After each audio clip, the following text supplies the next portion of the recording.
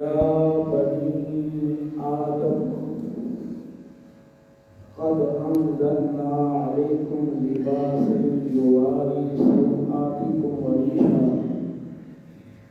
ولباس التقوى ذلك خير ذلك من آيات الله لعلهم يذكرون يا بني آدم لا يفتننكم الشيطان كما أخرج أبويكم من الجنة ينزل عنهما لباسهما ليريهما سوآتهما إنه يراكم هو وقبيله من حيث لا ترونهم إنا جعلنا الشياطين أولياء للذين لا يؤمنون صدق الله العظيم.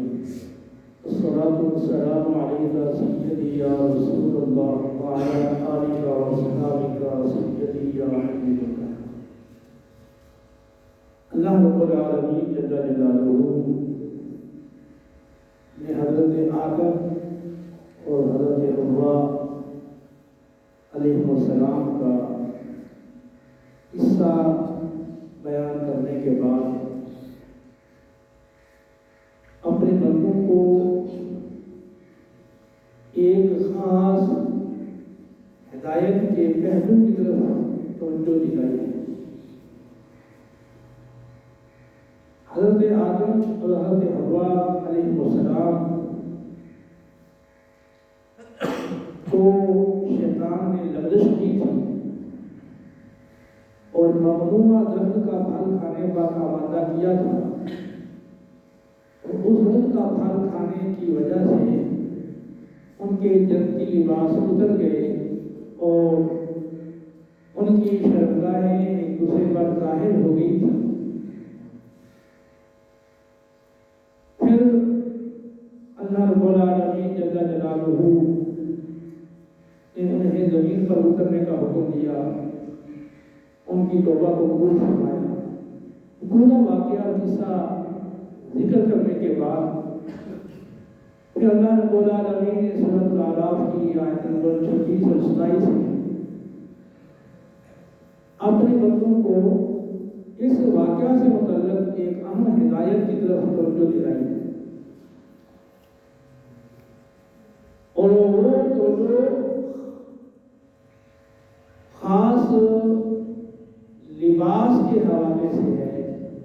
ایسی باتیں اور خصوصاً لباس کا ایسا انداز جس کے سبب بجائے ستر پوشی حاصل ہونے کے پردہ پوشی حاصل ہونے کے بجائے ستر چھپنے کے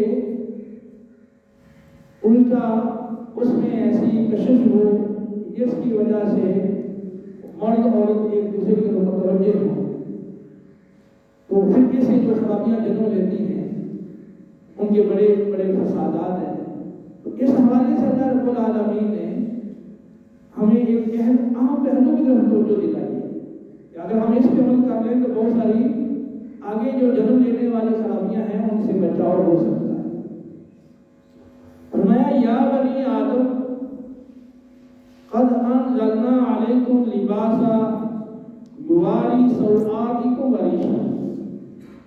اے اولاد آدم بے شک ہم نے تمہارے لیے ایک ایسا لباس پیدا کیا ہے جو تمہاری شرمگاہوں کو چھپاتا ہے اور تمہارے لیے زینت کا ذریعہ اور باعث بھی ہے.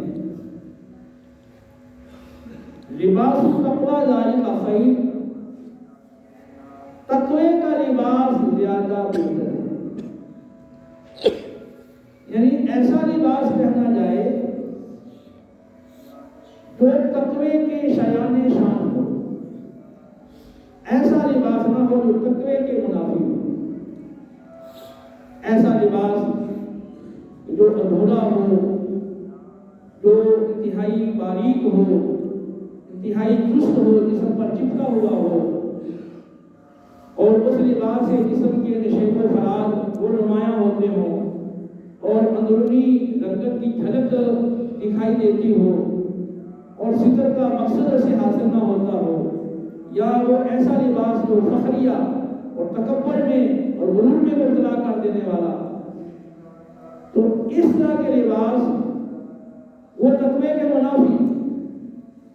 تو تقوی کا لباس سب سے بہتر ہے، ایمان کے ساتھ عمل صالح بھی ہو، اور عمل صالح میں لباس کا سنت کے مطابق ہونا اور شریعت کی ہدایات کے مطابق ہونا، وہ بھی اس میں داخل ہے عمل صالح کے اور تقوی کے اندر۔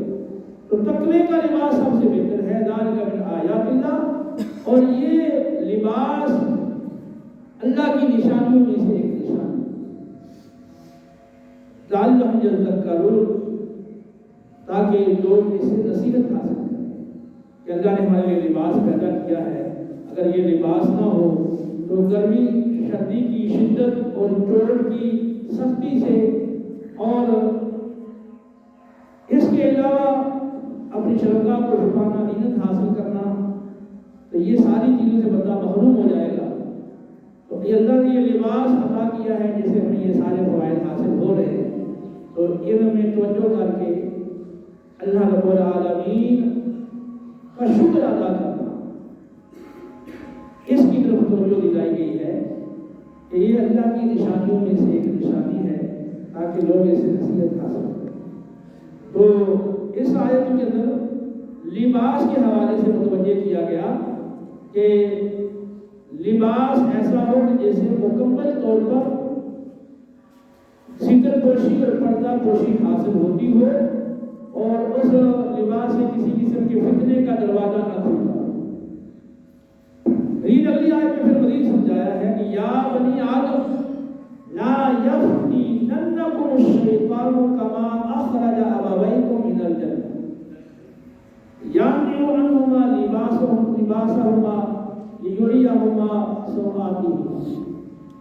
اے اولاد آدم، شیطان کہیں تمہیں فتنے میں نہ ڈال دے، جس طرح اس نے تمہارے ماں باپ کو جنت سے نکالا تھا اور ان کے لباس اتروا دیے تھے تاکہ انہیں ایک دوسرے کی شرمگاہیں دکھائیں۔ اور یہاں اللہ رب العالمین نے خاص فتنے کے حوالے سے فرمایا ہے کہ شیطان کہیں لباس کے حوالے سے، ستر پوشی کے حوالے سے، حجاب اور پردے کے حوالے سے کہیں تمہیں فتنے میں نہ ڈال دے، اور جو اللہ تعالیٰ کی اس حوالے سے تعلیمات ہیں، ہدایات ہیں، احکام ہیں، کہیں تم ان کو چھوڑ کے اور برہنہ ہو کر، نیم برہنہ ہو کر، بے پردگی کا مظاہرہ کر کے کہیں تم اس فتنے میں نہ پڑ جاؤ جس میں وہ شیطان ڈالنا چاہتا ہے۔ اِنَّهُ يَرَاكُمْ هُوَ وَقَبِيلُهُ مِنْ حَيْثُ لَا تَرَوْنَهُمْ، شیطان اور اس کا لشکر تمہیں ان جگہوں سے دیکھتے ہیں جہاں سے تم انہیں نہیں دیکھتے۔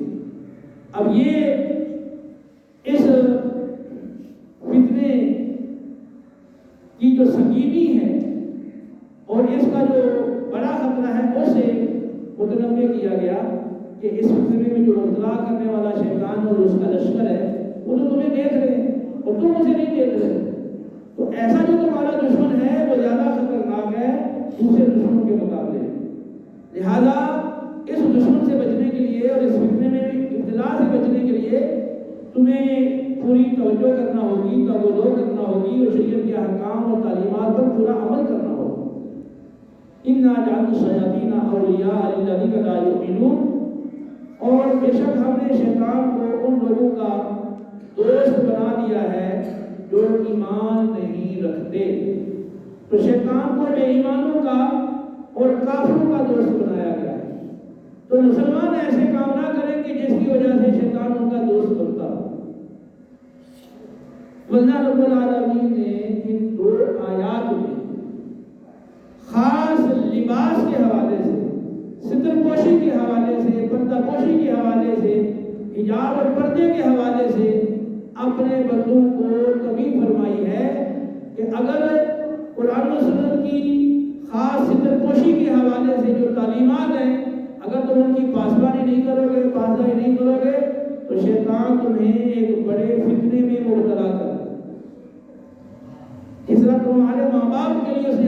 کھڑی کی تھی تمہیں بھی وہ فتنے میں مبتلا کر دے.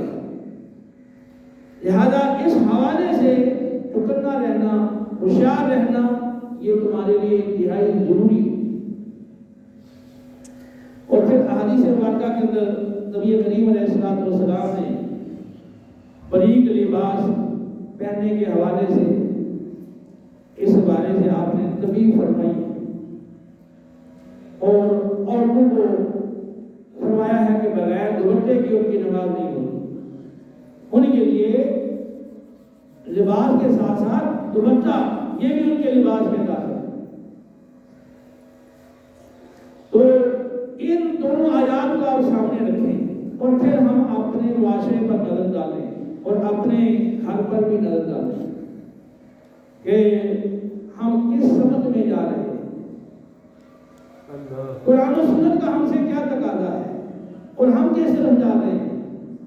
اس وقت اسلام مغلوب ہے، کفر غالب ہے. تو اس اسلام کے مغلوب ہونے میں جن اسباب کو دخل ہے ان میں ایک بڑا سبب یہ بھی ہے کہ مسلمانوں نے پردے کو چھوڑ دیا اور مسلمانوں کی عورتیں اور خواتین اور لڑکیاں وہ ایسا لباس پہنتی ہیں جو انتہائی باریک ہے، ادھورا لباس ہے، تھوڑا جسموں سے نہیں چھپتا. اور پھر اس کے علاوہ جو مزید شریعت کی تعلیمات ہیں ان کی بھی کھلا خلاف ورزی ہو رہی ہے.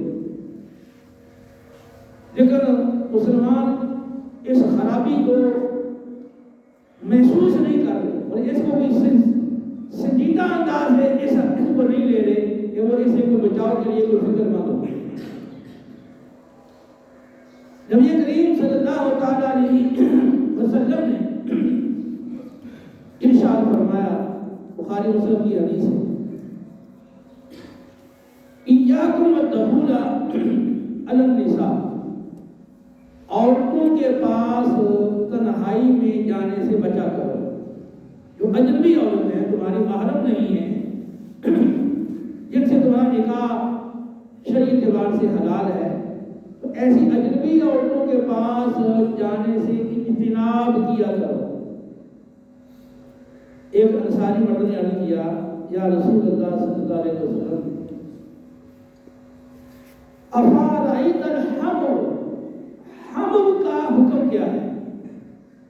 حمل کہتے ہیں شوہر کے قریبی رشتہ دار کو، مثلا شوہر کا بھائی، شوہر کا بھتیجا، بھانجا، شوہر کا چچا، ماموں، شوہر کا پھپھی زاد، ماموں زاد، خالہ زاد، چچا زاد بھائی.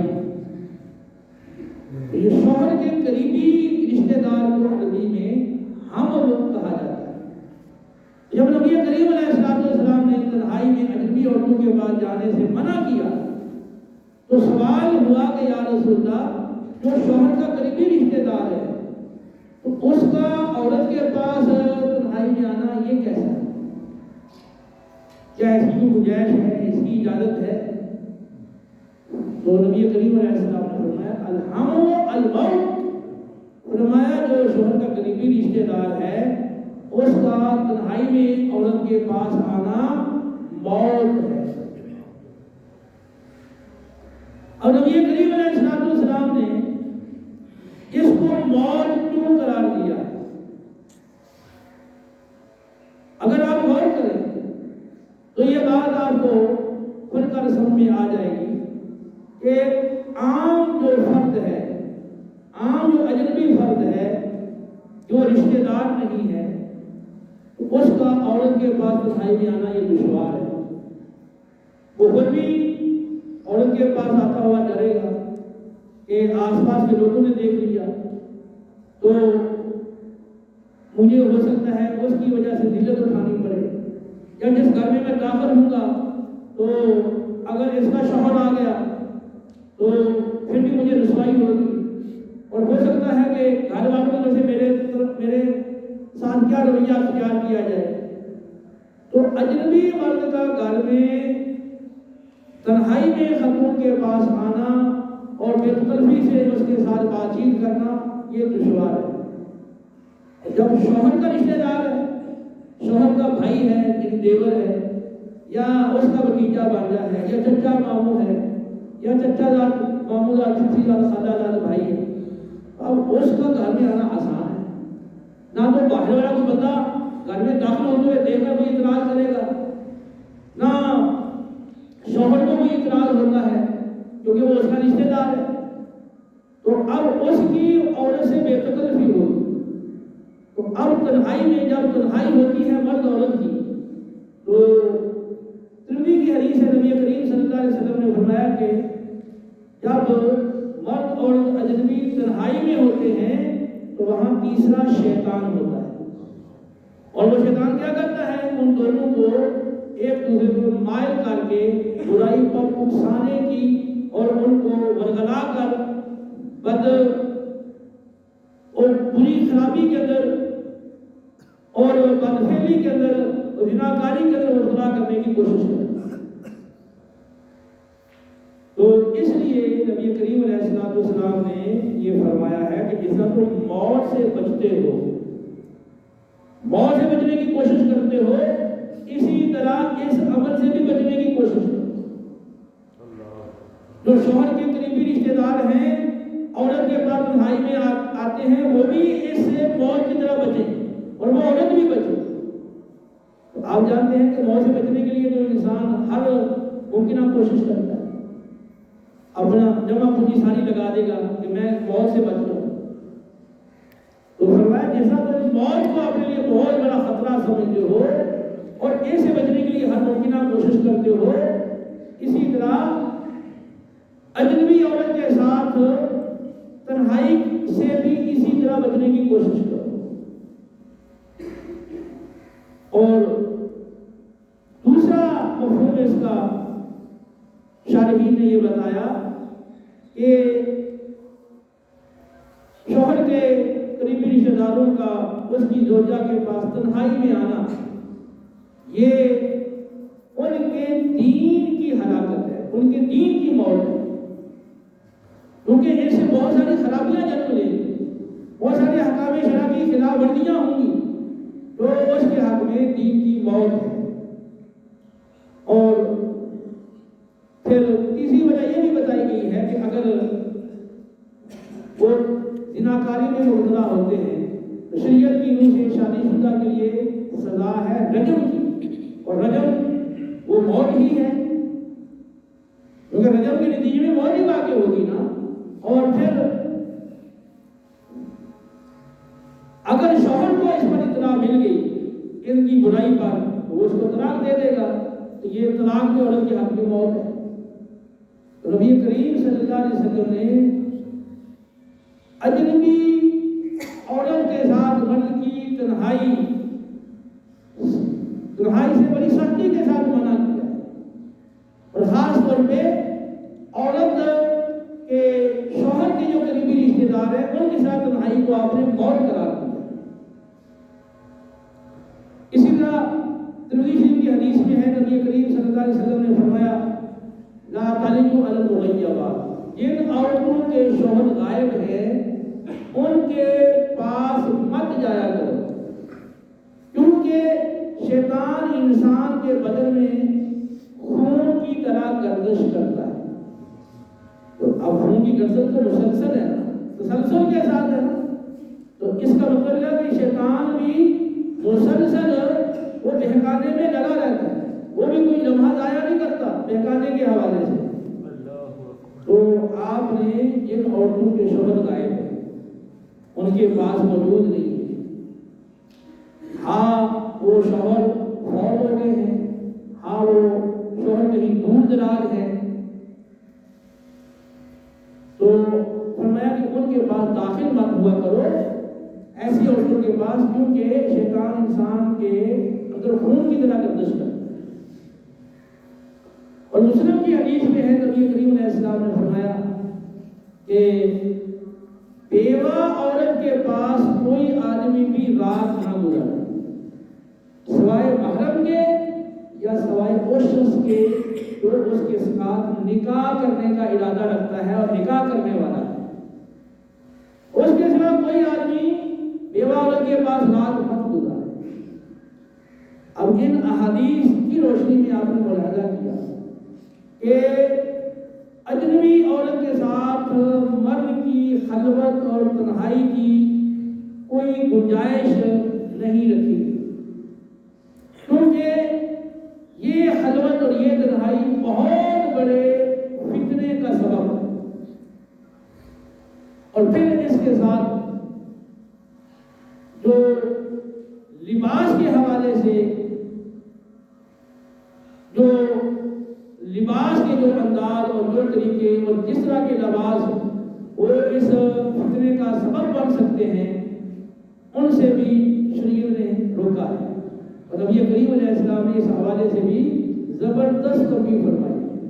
مسلم کی حدیث ہے، نبی کریم صلی اللہ علیہ وسلم نے فرمایا کہ دو گروہ ایسے ہیں جہنمیوں کے، اہل جہنم کے دو گروہ ایسے ہیں جنہیں میں نے دیکھا نہیں۔ یعنی آپ صلی اللہ علیہ وسلم کے زمانے میں ان گروہوں کا وجود نہیں تھا، کیونکہ وہ دنیا میں پکیزہ زمانہ تھا۔ بعد والے زمانے میں یہ گروہ وجود میں آئے۔ میں دو اہل جہنم کے ایسے گروہ ہیں جنہیں میں نے نہیں دیکھا۔ نمبر ایک، ایسے مرد ہوں گے جن کے ہاتھوں میں گائے کی دم جیسے کوڑے ہوں گے، اور وہ ان کے ساتھ لوگوں کو ماریں گے، ان پہ ظلم و ستم کریں گے۔ آپ نے آنے والے زمانے کے حوالے سے خبر دی ہے کہ ایسے لوگ ہوں گے کہ جن کے پاس مارنے کے آلات ہوں گے، اور مارنے کے ضرب کے جو آلات ہیں ان کے ذریعے سے لوگوں کو ماریں گے اور پھر ظلم کریں گے۔ وہ بھی آپ دیکھ رہے ہیں پچھلے زمانہ، چوریاں، ڈکیتیاں، اور کس انداز سے لوگوں کو مار پیٹ کی جاتی ہے اور ان سے یہ چھینا جبری کی جاتی ہے۔ تو یہ چیز ہمارے معاشرے میں بڑی واضح و نمایاں طور پر پائی جاتی ہے۔ فرمایا جو دوسرا گروہ ہے نا اہل جہنم کا، وہ ہے عورتوں کا گروہ۔ اور وہ عورتیں کون سی عورتیں ہیں؟ فرمایا کہ ایسی عورتیں جو لباس تو پہنتی ہیں لیکن اس کے باوجود ننگی رہتی ہیں۔ اب لباس پہننے کے باوجود ننگے رہنا یہ اسی صورت میں ہے کہ لباس یا تو انتہائی باریک ہے تو اندر سے وہ بدن کی رنگت نظر آتی ہے، یا وہ لباس ادھورا قسم کا پہنا ہوا ہے تو اس سے پورا جسم ڈھکا ہوا ہی ہے، اور کچھ ایسے آداب کھلے ہوئے ہیں جو برائی کی دعوت دے رہے ہیں، یا پھر وہ لباس اتنا چست ہے کہ بالکل چپکا ہوا ہے جسم کے ساتھ، اور جسم کے ابھار اور شیب و فراز وہ نمایاں ہوتے ہیں، جس کی وجہ سے جس کی نظر پڑتی ہے تو اس کے دل میں اور مختلف برائی کے خیالات پیدا ہو جاتے ہیں۔ تو فرمایا کہ جو جہنمیوں کا دوسرا گروہ ہے جسے میں نے نہیں دیکھا، وہ خواتین ہیں جو لباس تو پہننے والی ہیں لیکن اس کے باوجود ننگی رہنے والی ہیں، اور مردوں کی طرف مائل ہونے والی ہیں، اور مردوں کو اپنی جانب مائل کرنے والی ہیں۔ اب وہ مائل کرنے کے انداز کیا ہیں؟ وہ مختلف کپڑوں کے انداز بھی ہیں، بالوں کے انداز ہیں، میک اپ کے انداز ہیں، اور بہت سارے وہ عمل ہیں جو شریعت نے منع کیے، وہ عمل کر کے اپنے اندر اٹریکشن پیدا کرتی ہیں تاکہ مرد ان کی طرف مائل ہو۔ اور فرمایا کہ ان کے سر پشتی اونٹ کی جھکی ہوئی کوہان کی طرح ہوں گے، یعنی اپنے بالوں میں وہ دیگر بالوں کا اضافہ کر کے کوئی پٹیاں کپڑوں کی وہ لگا کے کسی طرح سے وہ ان کی کثرت کریں گی، اور وہ بال کوہان کی طرح اٹھے ہوئے ہوں گے۔ اور فرمایا کہ یہ جو خواتین ہیں یہ جنت کی خوشبو تک نہیں سونگھ سکے گی، جبکہ جنت کی خوشبو تو دور دراز کی مسافت سے بھی وہ آ رہی ہوگی۔ تو یہ خواتین جو لباس پہننے کے باوجود ننگوں کی طرح ہیں، مردوں کی طرف مائل ہونے والی ہیں، اور ان کو اپنے مائل کرنے کے لیے مختلف وہ انداز اور الفاظ اختیار کرتی ہیں، اور اونٹوں کی کوہانوں جیسے ان کے بال اور جوڑے کی طرح ابھرے ہوئے اٹھے ہوئے ہیں۔ تو یہ بھی جہنمیوں کا گروہ ہے جو نبی کریم علیہ السلام کے زمانہ میں نہیں تھا، بعد میں پیدا ہوا۔ اب جو پہلے میں نے 4 احادیث بیان کی ہیں اس میں خاص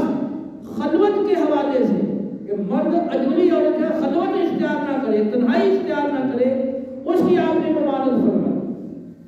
اور یہ جو حدیث ہے جہنمی عورتوں کے حوالے سے، اس میں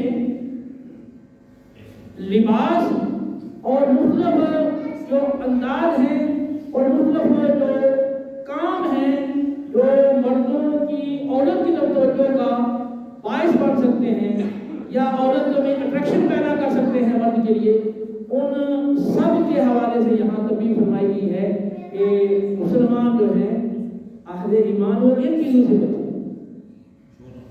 اب ان کو سامنے رکھ کر ہم اپنے معاشرے کا ذرا جائزہ لیں کہ آج جو ہمارے گھروں میں کیفیت ہے اور معاشرے کی جو کیفیت ہے وہ یہی ہے۔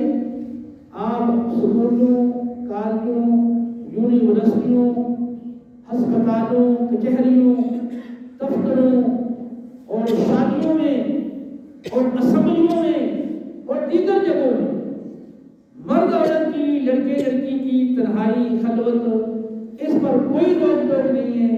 کوئی اس میں ہمارا کوئی ملکی قانون وہ اس کو نہیں روکتا، نہ ہمارے لوگوں کے اندر اس طرح کا احساس ہے، نہ اتنی سمجھداری ہے، نہ اس کو وہ ایسی برائی یا قباحت سمجھتے ہیں، اور یہ چیز ہمارے ملک میں عام ہے۔ اور اس آگے برائی کا، زناکاری کا دروازہ کھلتا ہے، اور یہ چیزیں منظر عام پر وقتاً فوقتاً آ بھی جاتی ہیں۔ آپ میڈیا پر دیکھتے رہتے ہیں کہ باقاعدہ ان عدالتوں کے اندر وہ خواتین خاص طور پہ کام کرتی ہیں، ان خواتین کے ایک تو خود وہ ان کے رابطے ہو جاتے ہیں اور خود ہی وہ مائل ہونے والی، مائل کرنے والی ہیں، اور اگر وہ خود ایسے بچنا بھی چاہتی ہیں تو جو ان کے اوپر والا عملہ ہے وہ ان کو ہراساں کر کے ان کو جبری طور پر وہ جنسی زیادتی کا نشانہ بناتا ہے، اور جس کی باقاعدہ جو رپورٹیں ہیں وہ منظر عام پر آتی رہتی ہیں، اور وہ اوپر والا جو آفیسر ہے وہ اس عورت کی جو ترقی ہے، جو اس کا عہدہ آگے بڑھنا ہے، اس کو روک دے گا، اس کو یہ دھمکی دے گا کہ جب تک میرے ساتھ تم یہ معاملہ نہیں کرو گی اور میں تمہاری ترقی نہیں ہونے دوں گا۔ تو اب وہ اپنی ترقی کی خاطر یا ملازمت سے فارغ کر دینے کی دھمکی دی گئی، تو اپنی ملازمت کو وہ بحال رکھنے کے لیے یا پھر خود اپنے دن مائل ہوا، تو اس کی وجہ سے یہ خرابی مختلف جگہوں پر پائی جاتی ہے۔ جہاں جہاں بھی مرد عورتیں اکٹھے ہیں، جہاں جہاں اکٹھے ہیں مرد عورتیں، وہاں یہ خرابی موجود ہے، اور یہ یہود و نصارہ نے پوری پلانت کے ساتھ مسلمانوں کے اندر یہ خرابی ڈالی ہے، اور مسلمانوں نے بڑی تیزی سے اس کو قبول کر لیا ہے۔ اور گھروں کو اگر آپ دیکھ لیں تو ہمارے گھروں میں کیا کوئی ایسی روک ٹوک ہے کہ اگر آپ گھر کا جو سرپرست ہے وہ موجود نہیں ہے، اگر گھر میں بھی بچیاں ہیں تو گھر میں کوئی بھی رشتہ دار آ جائے، چچا زاد آئے، ماموں زاد آئے، پھپھی زاد آئے، خالہ زاد آئے، یا دیگر جو ہے نا وہ شوہر کے رشتہ دار ہیں وہ آ جائیں، یا دور کے رشتہ دار آ جائیں، کوئی روک ٹوک نہیں۔ بعد کے گھروں کے اندر ہی انہوں نے اپنے کسی نوجوان رشتہ دار کو رکھا ہوا ہوتا ہے، وہ گھر میں ہی رہتا ہے، اور وہ خرابیاں لازماً ایسے مقام پر پائی جاتی ہیں، بہت کم صورتیں ہوتی ہیں جو خرابی سے بچا جا سکے۔ تو مسلمانوں کی کوئی بالکل توجہ نہیں۔ تو پھر میڈیا آ گیا ہے، اور میڈیا نے مزید ان باتوں کو اور زیادہ اس کے اندر تحریک پیدا کی ہے۔ آپ اگر آپ نیٹ کھول دیں تو ایک دیندار بندہ جو اس کا ساتھ ٹکرا جائے گا کہ یار نیٹ پر یہ مسلمان لڑکے اور مسلمان لڑکوں کی یہ احوال ہے، عجیب و غریب چیزیں موجود ہیں، اور بس نیٹ کھولیں اور آپ یہ برائی کرنے کے لیے کہیں دور جانے کی ضرورت نہیں ہے، وہاں پر نمبر بھی موجود ہے، اور آپ نمبر پہ رابطہ کر کے آپ بآسانی برائی کر سکتے ہیں۔ دیکھیں حدیث پاک میں ہے، صحیح مسلم کی حدیث میں ہے، نبی کریم علیہ السلام نے فرمایا دنیا میٹھی اور سرسبز ہے، اللہ تعالیٰ نے تمہیں اس دنیا میں اپنا نائب بنایا ہے، جانشین بنایا ہے، اور وہ دیکھتا ہے کہ تم کیا عمل کرتے ہو۔ فَاتَّقُوا النِّسَاءَ فَاتَّقُوا الدُّنْيَا، فرمایا کہ دنیا سے بچو اور عورتوں سے بچو، کیونکہ سب سے پہلا فتنہ بنی اسرائیل میں عورتوں کی وجہ سے رونما ہوا۔ اور بخاری کی حدیث میں ہے، نبی کریم علیہ السلام نے فرمایا میں نے اپنے بعد مردوں کے لیے عورتوں سے بڑا کوئی فتنہ نہیں چھوڑا. یعنی فرمایا میرے بعد جو سب سے بڑا فتنہ ہے نا مردوں کے لیے وہ عورت ہے. تو وہ فتنہ اس حوالے سے ہے جس کی میں بات کر رہا ہوں. اب ہمارے معاشرے کے اندر نہ تو صحیح لباس بچیوں کو پہنانے کا اور ان کے ترغیب دلا کر صحیح شریعت کے مطابق لباس پہنانے کا بھی اہتمام نہیں ہے. وہ لباس بھی ایسے ہی پورے سورے ہیں. اور پھر ان کی تنہائی جو مردوں کے ساتھ ہوتی ہے اس میں بھی کوئی روک ٹوک نہیں ہے نہ گھروں میں نہ باہر. اور پھر جو میڈیا ہے موبائل ہاتھوں کے اندر ہے, فون ہاتھوں کے اندر, جب چاہیں کسی سے رابطہ ہو جائے اور اس میں جو چیزیں دیکھتی ہیں موبائل کے اندر یا دیکھتے ہیں وہ چیزیں مزید اس تحریک کو جوش دیتی ہیں. نتیجہ در کیا ہوتی ہے؟ زنا کا ہوتی ہے. یہ پورا معاشرہ اس کی لپیٹ کے اندر ہے. اور یہ چیز اسلام کے مغلوب ہونے میں ایک اس کا مین دخل ہے کہ مسلمان جو ہے نوجوان ان باتوں میں لگ گئے. اب انہوں نے آگے دین کا کام کیا کرنا ہے؟ کتنے نوجوان ہیں جو تباہ ہو گئے, کتنی بچیاں تباہ ہو گئی ان باتوں میں پڑھ کے. والدین کو ہماری جو بس یہ دنیا ہے وہ ہماری خواہشات اور قدم ہے. دین کو ہم سنسری طور پر بس تھوڑا سا دین سے ہمارا قدم ہے. اور ہمارا جو دین سے تعلق ہے نا وہ ہماری اپنی خواہشات کے تابع ہے. یعنی ہماری خواہش ہے, ہمارا طبیعت چاہ رہی ہے تو ہم نے شریعت کا حکم مان لیا, نہیں چاہتی تو نہیں مانا. اور جس حکم کو ماننا ہے وہ بھی پورا نہیں, جتنا طبیعت نے چاہا اتنا کا مانا. جمعے کا دن ہے, حکم ہے نا جب اذان ہو جائے اب بیٹھ خلق سب چھوڑ کے دوڑو اور آ کے یہ درس و بیان سنو, اللہ کا ذکر سنو کہ تمہارے اندر احساس پیدا ہو اور تم اپنی غلطیوں سے توبہ طائب ہو کر کتاب کی طرف آ جاؤ. لیکن اب بالکل مسلمانوں نے اس چیز کو ختم کر دیا. کالج میں, یونیورسٹی میں اپنے کاروبار اور دکان پہ جانا ہے تو وقت پہ جانا ہے, وہاں پورا ٹائم دینا ہے. لیکن جب دین سیکھنے کا وقت ہے, اللہ کا حکم ہے کہ آپ سب کو چھوڑ دو, اب اس کی کوئی اہمیت نہیں ہے. اللہ کے حکم کی, اللہ کے رسول کے حکم کی کوئی اہمیت نہیں ہے. اپنی مرضی سے جتنا چاہیں گے وہ مانیں. تو کوئی آ رہا ہے آدھا بیان نکل گیا, وہ آدھے گھنٹے کا بیان سننا بھی نفس پہ گرا. جبکہ یہ جو شریعت کا حکم ہے, کوئی ڈاکٹر ہے, کوئی پروفیسر ہے, کوئی انجینئر ہے, کوئی وزیر ہے, وہ اس حکم سے مستثنا نہیں ہے. اس کے لیے بھی یہ حکم ہے فاسعوا الی ذکر اللہ.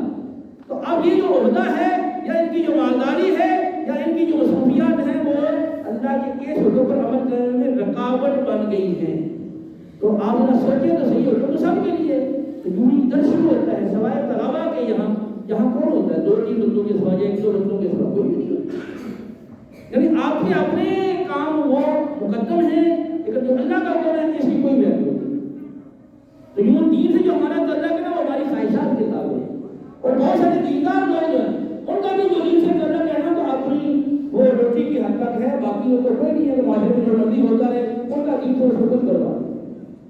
یعنی مالی مفادات اور دنیاوی اغراض کی حد تک دین سے تعلق ہے یا اپنی خواہشات کی حد تک دین سے تعلق ہے. اور سرسری ساتھ معمولی ساتھ تعلق ہے. باقی ان کی باتیں سن لو, ان کے اشعار سن لو, ان کے نعرے سن لو, یوں لگتا ہے کہ سب سے بڑے دین کے نمبردار یہی ہیں. جو جس کا دین سے تعلق ہے تو کیا وہ اپنے آپ کو نہیں سمجھا لیتا؟ جس کو پتہ ہے مجھے موت آنی ہے اور قبر کے مناظر جو قرآن پاک میں حدیث میں بتائے گئے ہیں, حشر کے مناظر جو قرآن و سنت میں بتائے گئے ہیں, حساب کے جو مراحل ہیں, جزاء و سزا کے جو مراحل ہیں, وہ سارے برحق ہیں. جس کا یہ عقیدہ اور ایمان ہے اس کے اندر کیسے ڈر خوف نہیں پیدا ہوگا؟ تو کس طرح وہ اپنی اصلاح سے غافل رہ سکتا ہے, اپنے بال بچوں کی اصلاح سے غافل رہ سکتا ہے یا اپنے معاشرے کی اصلاح سے غافل رہ سکتا ہے؟ اہل ایمان اپنے آپ کو اپنے گھر والوں کو جہنم کی آگ سے بچاؤ, یہاں کسی کو فکر نہیں. تو وہ دن دور نہیں ہے, موت سب فکر ہے, وہ وقت آنے والا ہے. پھر پچھتانے کے ساتھ کچھ حاصل نہیں ہوگا. میری آپ سے ہاتھ جوڑ کے درخواست ہے کہ آپ دین سنجیدگی کے ساتھ آپ دینی حوالے سے اپنی ذمہ داری کو پورا کریں. شریعت کے ہر حکم کو بالکل اگنور نہ کر دیں. آپ کے بچے کمپیوٹر پہ بیٹھتے ہیں آپ کے گھروں کے اندر اور وہ کمپیوٹر چلا رہے ہیں, گھنٹوں بیٹھے ہیں, تو آپ ان کو نہیں کہ کچھ بھی نہیں کہتے. لیکن اگر ہم کہیں بھی آؤ جب سے قرآن سن لو, یہ بیان سن لو, یہ آپ کے لیے سیکھنا ضروری ہے, لیکن آپ اس کے لیے کوئی کوشش نہیں کرتے کہ آپ کے بچے دین سیکھ لیں, کوئی یہ سدھر جائے, کوئی نیکی کی طرف آ جائیں. کالج میں بھیجنا, یونیورسٹی میں بھیجنا, سارے اخراجات اٹھانا یہ آپ کی ذمہ داری ہے, لیکن دین سکھانا یا دین کی طرف مائل کرنا یا لانا یہ آپ کی ذمہ داری نہیں, یہ ہماری ذمہ داری ہے. ہم جائیں منتیں کریں, سمجھتے کریں آپ کے پاس گھروں میں جائیں, پھر بھی آپ توجہ دینے کے لیے تیار نہ ہو, ہماری بات سننے کے لیے تیار نہ ہو. یہ تمہارا دین سے رویہ ہے, یہ تمہارا اپنے نبی سے محبت ہے اور یہ تمہاری اللہ سے جیت رہے ہیں، کبھی فلسطین میں، کبھی دوسرے میں، وہ نہیں ہوں گے تو کیا ہوگا؟ کاش اللہ میں عقل سلیم دے، ہم اپنی غلطیوں سے قائم ہو کر اصلاح کی طرف آئیں، قرآن و سنت سے جڑیں اور قرآن و سنت کی احکام پہ اس طرح عمل کریں کہ ہماری جان چلا جائے، مال چلا جائے، کچھ بھی ہو جائے، جو میرے رب کا حکم ہے، جو مجھ سے رب چاہتا ہے، اس کا خلاف نہ ہو۔ اللہ ہمیں عمل کی توفیق دے۔ وما علینا